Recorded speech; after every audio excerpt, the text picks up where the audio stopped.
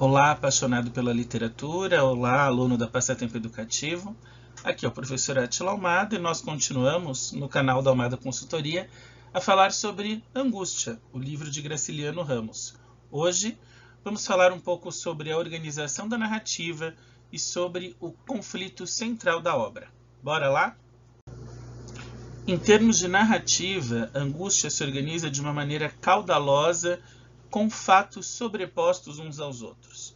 Como assim caudalosa? Bom, você viu no nosso primeiro encontro que Angústia apresenta a sua narrativa em primeira pessoa. Ah, não viu? Não assistiu ao primeiro encontro? Então, por favor, assista a primeira aula, o nosso primeiro bate-papo. Está fixado o link aqui nos comentários, aqui embaixo. É importante que você veja e depois continue para cá. Beleza? Feito? Então tá, como você viu, agora sim, no nosso primeiro encontro, quem apresenta o enredo em Angústia é o protagonista, é o próprio Luiz da Silva. Isso dá uma pista da palavra caudalosa e do impacto que isso traz para a narrativa. Caudalosa quer dizer densa. Ora, se a pessoa está contando a própria história, contando sobre a própria vida, obviamente ela não tem compromisso nenhum com o que a gente chama de linearidade temporal. Linearidade nada mais é do que o tempo em sequência, como se fosse uma linha do tempo, começo, meio e fim. Ele não tem isso. Luiz da Silva não segue começo, meio e fim para apresentar a sua obra. Ele apresenta conforme os fatos vêm à memória e esses fatos vão sendo relatados ao leitor. Embora ele tente dar alguma organização, sempre há algo que se intromete, algo que interfere nesse indício de organização e quebra com essa sequência. Então, ela é uma narrativa alinear e é uma narrativa que permeia 3 momentos temporais que se misturam. Imagina que eu tenho ali uma receita com ingredientes que fazem essa mistura e que acaba dando certo, mas que dá um trabalho para o leitor, porque é o leitor que tem que identificar e separar esses momentos. A narrativa caudalosa de Angústia se dá em 3 momentos. O passado distante do Luiz, quando ele ainda vivia no interior de Alagoas com a família. Um passado um pouquinho mais recente, quando ele chega a Maceió, e o presente, quando ele tem ali as suas experiências com o seu rival, o seu antagonista, Julião Tavares, e a Marina, de quem eu falo já já. Mas dentro disso tudo, estes 3 planos temporais eles se misturam. Um sempre faz lembrar do outro, com um detalhe. Às vezes o mesmo fato aparece repetidamente, mas não igualmente. Como assim? Ele se lembra de algo que aconteceu mais de uma vez ao longo da obra, mas acrescenta ou retira elementos daquele fato conforme a conveniência do momento ou o incômodo que aquele momento produz. E como é que ele consegue tudo isso? Quais são os recursos literários, os recursos narrativos usados? Bom, o primeiro recurso é o corte. O que é o corte? O corte é a interrupção da narrativa. Então eu estou contando uma história para você, vou usar um exemplo que não é do livro, só para ficar fácil.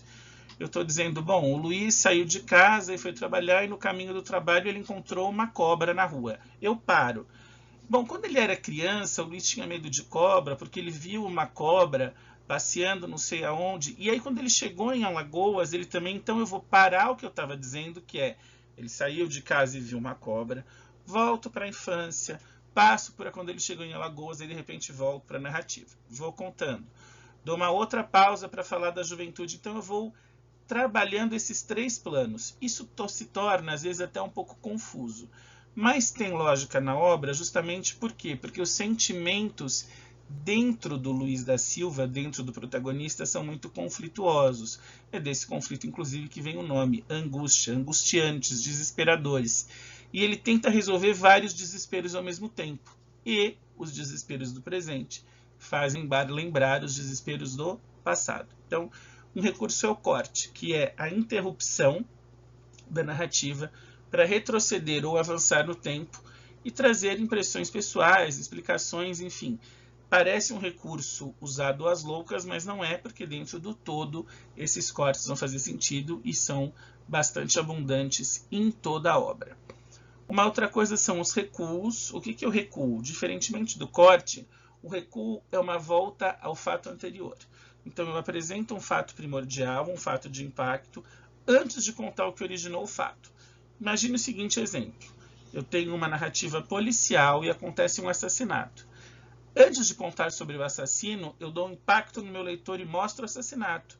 E depois que ele toma o impacto, eu recuo um pouco no tempo e falo sobre o assassino. Entendeu como é que isso acontece? Existem recuos na obra? Existem. Muitas vezes o Luiz mostra os fatos de impacto, as coisas que o incomodam em relação a ele próprio, em relação a Marina, em relação ao Julião Tavares, a outros personagens ou a outros momentos. Ele apresenta o fato cru para o leitor, você toma um certo susto, e de repente ele volta no tempo um pouquinho para explicar esse fato. Isso é o recuo. E, obviamente, como ele trabalha muito com a memória, uma vez que o presente é o Luiz adulto, com cerca de 35 anos, redator público vivendo em Maceió, ele volta frequentemente à juventude em Maceió ou à infância no interior. Essas voltas por meio da memória eu chamo de flashbacks. O flashback, a narrativa da memória, é quando a memória ela toma o plano principal da obra, toma o plano principal do romance por alguns momentos, enquanto o presente é adormecido. Essa narrativa da memória, esse flashback também funciona justamente pelo entrecruzamento de planos que se dá em toda a obra, em todo o livro Angústia. Certo?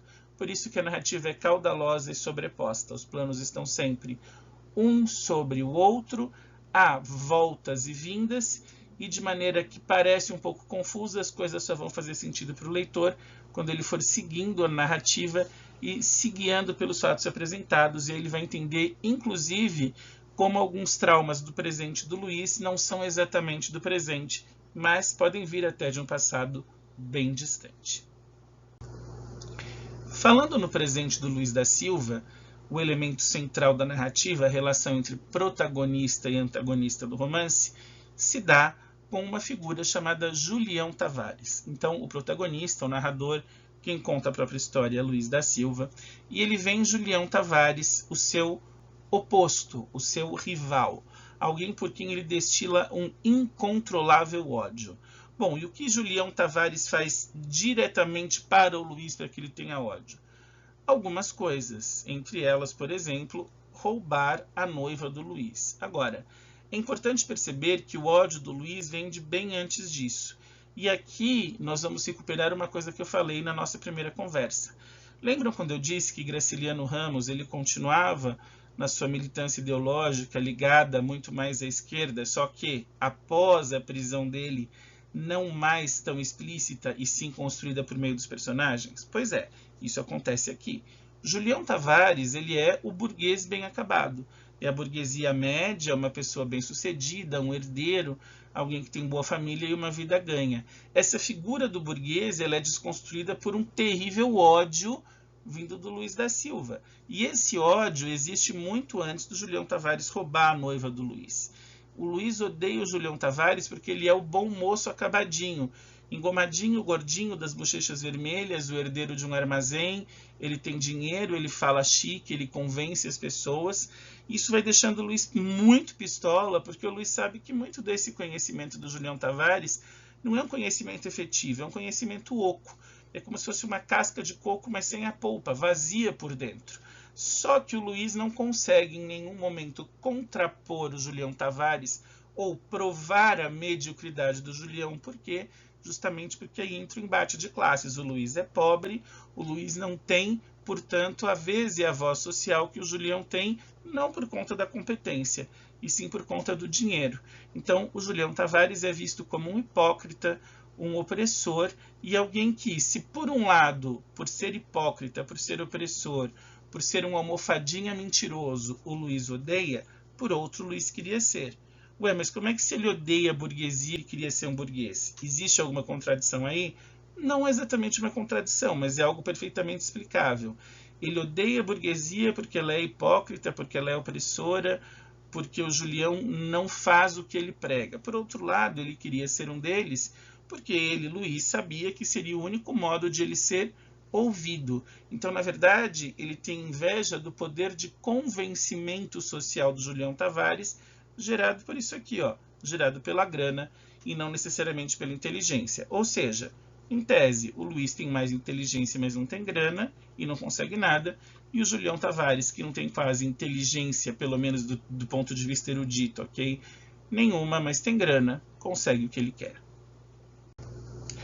Bom, esse cabo de guerra entre o Julião e o Luiz, ele se dá praticamente por toda a obra, só que aquela fitinha que fica no meio, né, do jogo do cabo de guerra amarrada na corda, tem nome, e essa fitinha se chama Marina, é uma figura que aparece e que coloca muito mais lenha nessa fogueira que já estava crepitando e que de repente vira praticamente um incêndio. Marina é uma vizinha de Luiz da Silva, já em Maceió, já na periferia de Maceió, que se muda para a casa ao lado da casa do Luiz e que ele passa a espiar e por quem eventualmente ele se apaixona. Ao apaixonar-se, ele começa a ter um relacionamento com a Marina e eles se tornam noivos. Tudo ia muito bem, o Julião Tavares já existia, já era alvo de uma repulsa por parte do Luiz da Silva, mas era uma repulsa razoavelmente controlável até o momento em que o Julião Tavares rouba, entre aspas, a Marina do Luiz. A Marina estava noiva do Luiz e ela abandona o Luiz para ficar com o Julião Tavares, para começar a namorar e noivar com ele. Mas por que eu disse que o Julião Tavares rouba, entre aspas, a noiva do Luiz da Silva? Porque, na verdade, não é uma questão da artimanha só do Julião Tavares que está em jogo. Para o Luiz é muito mais fácil falar que é o Julião Tavares, porque ele já tinha um ódio pulsando, ele já tinha uma aversão, uma ojeriza fortíssima pelo Julião, mas a verdade é que por trás da Marina está também a Dona Adélia, a mãe dela, que era uma senhora, outro retrato aí crítico e ácido da burguesia, aquela senhora que parecia pertencente à Liga das Senhoras Religiosas e Boazinhas, que rezava, que ia à missa e que era um amor com todo mundo, mas que por trás disso, o famoso lobo em pele de cordeiro, se aproveitava da filha. E se aproveitou em que sentido? Percebendo que Julião Tavares tinha muito mais dinheiro, muito mais condição social, e que poderia, beneficiando a filha, beneficiar a ela também, ela meio que empurra a Marina para o Julião Tavares e trama, urde uma teia para que a Marina se separe do Luiz e fique com o Julião, já que ela se aproveita das benesses, dos presentes e do status social que o Julião Tavares poderia trazer não só a Marina, mas também a ela, Adélia, que gosta muito bem, muito obrigado, das coisas que o Julião Tavares fornece à família, vindas do armazém dos Tavares e companhia. Família do Julião que tem um armazém, né, dona lá de um comércio, que dá um certo status, um conforto, pelo menos enquanto o Julião e a Marina estão juntos, a família da Marina. Dona Adélia agradece. No meio disso, tem o seu Ramalho, o pai da Marina, esposo da Dona Adélia. Bom, e ele faz o quê? Nada. Ele não consegue fazer nada. Não é que ele não queira. O seu Ramalho, o tempo inteiro, é contra essa palhaçada que a mulher e a filha estão fazendo. Aliás, ele tem até uma certa, não vou dizer pena, mas quando ele olha a Marina, a noiva do Luiz, ele fala, puxa vida, né? Ele sabe quem é a filha, sabe que a filha é fútil, sabe que a filha é folgada, e ele tenta alertar, inclusive, o Luiz, olha, você está se metendo numa fria ficando com a minha filha.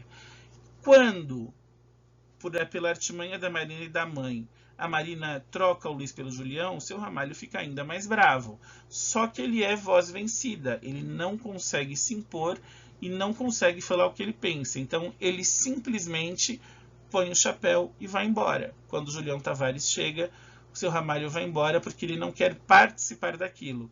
Então ele é aquela pessoa que não concorda, mas que como ele não pode discordar frontalmente, ele simplesmente se ausenta, enquanto a Marina está no centro do cabo de guerra entre Luiz da Silva e Julião Tavares, que é uma corda que vai, figurada e literalmente, se esticar até se arrebentar ao fim do romance. Quero lembrar a vocês que essa série de vídeos sobre o Angústia é uma parceria aqui da Almada Consultoria com a Passatempo Educativo, uma OCIP, uma organização social que trabalha com crianças e adolescentes de escolas públicas, trazendo conhecimentos sobre ciência, tecnologia, engenharia, matemática, literatura. Fazem um trabalho magnífico com profissionais especializados, muitos dos quais eu, inclusive, voluntários. Uma instituição que eu conheço há 21 anos, desde que eu era adolescente, e fui apresentado a esse trabalho como voluntário ainda na área de recreação e hoje na minha área de formação. Eu sou muito feliz com essa parceria, agradeço a equipe da Passatempo, agradeço ao Carlos, que coordena todo mundo, e recomendo a você que entre em passatempoeducativo.org.br para conhecer e ser um apoiador de um trabalho que é sério e que realmente faz muita diferença na vida de crianças e jovens. Se você está gostando desse conteúdo, não deixe de avaliar o vídeo, coloque o seu gostei, comente, compartilhe, inscreva-se no canal se ainda não é inscrito, ative as notificações para saber quando publicarmos novos vídeos, sugira pautas, envie dúvidas, perguntas, nosso e-mail é almada. Não se esqueça do ponto, almada.consultoria@gmail.com, e já já a gente volta para a terceira parte da análise de angústia. Um grande abraço e até lá!